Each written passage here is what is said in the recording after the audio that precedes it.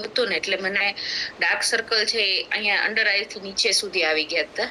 પછી આપણી જે ફાઇન લાઇન્સ હોય, કોર્નર હોય આપણો આઈઝ નો, ત્યાં આગળ પિગમેન્ટ ડોટ્સ હતા બહુ બધા બ્લેક. અને ગાલ ઉપર પણ છે કે નહીં, યુવી રેઝ ના કારણે, મીન્સ કે તડકામાં નીકળ્યા હોય તો પેલા લાલ ચકામાં થાય અને પછી એમાંથી કાળું થઈ જાય, રાઈટ. તો આવા મને ફેસ ઉપર થતા. પછી હોઠની ઉપર છે કે નહીં, ક્યારે ને ક્યારે એવી અચાનક ડ્રાય સ્કિન આવે એટલે ઝીણી ફૂડલીઓ આવી જાય. સાંજ સુધીમાં તો આખો હોઠ ઉપરનો ભાગ છે ને ખેંચાવા લાગે. અહીંયા દાઢીના ભાગે છે ને કાળું હતું. નાક ઉપર છે ને એક આખી એક લાઈન હતી જે બ્લેક કલરની લિટરલી દેખાય છે. ચશ્મા રેગ્યુલર જે લોકો પહેરતા હોય ને એને કેમ લાઈન થઈ જાય. તો આવા કેટલા બધા ફેસ ઉપર મારા જે ડોટ્સ હતા, પિમ્પલ્સ. મને મારી સ્કિન અનઇવન હતી, ક્યારે નીકળે છે શું થાય છે કઈ ખબર ના પડે.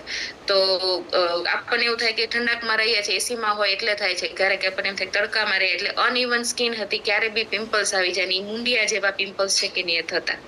અને ફેસ આખો છે ને અલગ દેખાય જ્યાં સુધી એ બેસે નહીં ને ત્યાં સુધી.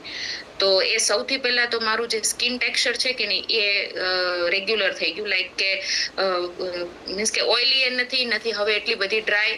તો રેગ્યુલર સ્કિન છે કે નહીં એ મારી થઈ ગઈ, નોર્મલ સ્કિન થઈ ગઈ.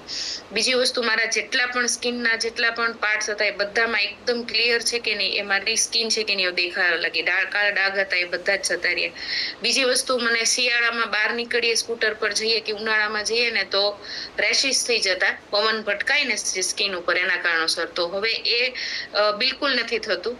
તો એ પણ એક મારી સ્કિન છે કે નહીં એ બહારના વાતાવરણને સહન કરવા માટે સક્ષમ થઈ ગઈ.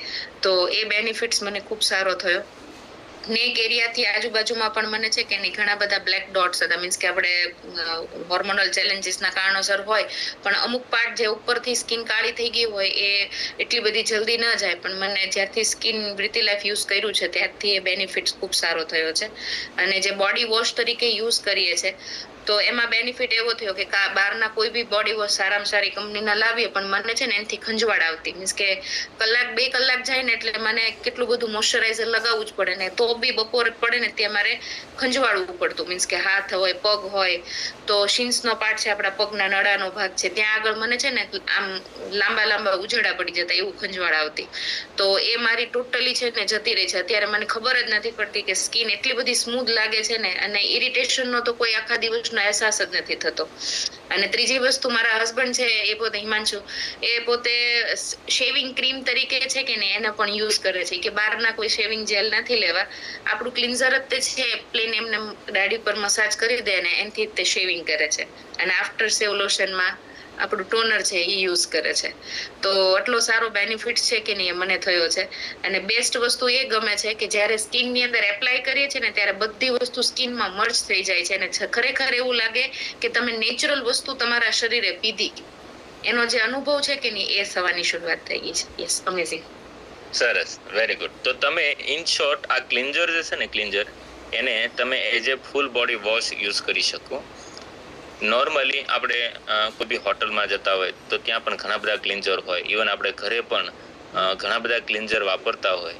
પણ વિચારો, આજે આપણી પાસે one of the best 100% herbal જો ક્લિન્ઝર આપણને મળતું હોય તો આપણા બોડી માટે શા માટે યુઝ ન કરવું જોઈએ?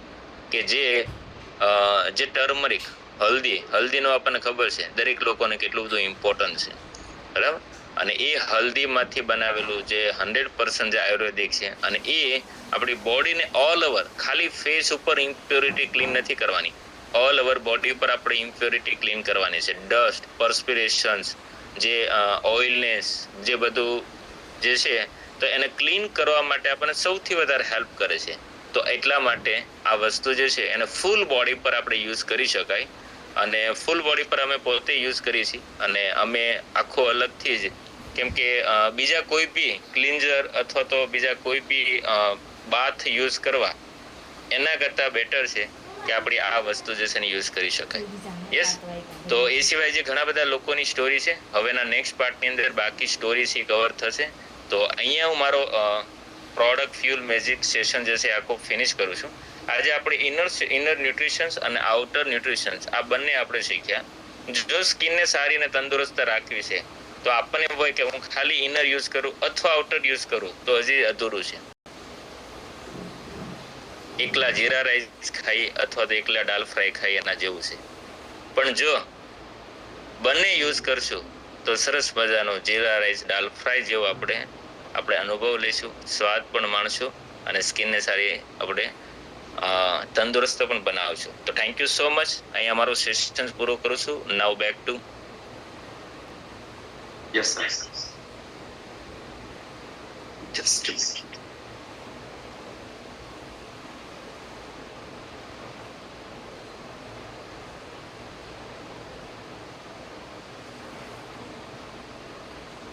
ઓકે. સો સર માટે પહેલા તો જબરજસ્ત ક્લેપ કરી આજના સેશન માટે. હવેથી ગ્રેટ, વેરી ઓકે. મે બી એક રિસર્ચ આવેલું છે, કદાચ ઘણા બધા લોકોએ રિસર્ચ જોયેલું હોય છે. કંપનીનું નામ તો નહીં બોલું, પણ એક કંપનીના સાબુ છે એ 35 કન્ટ્રીમાં બેન્ડ ગયા છે.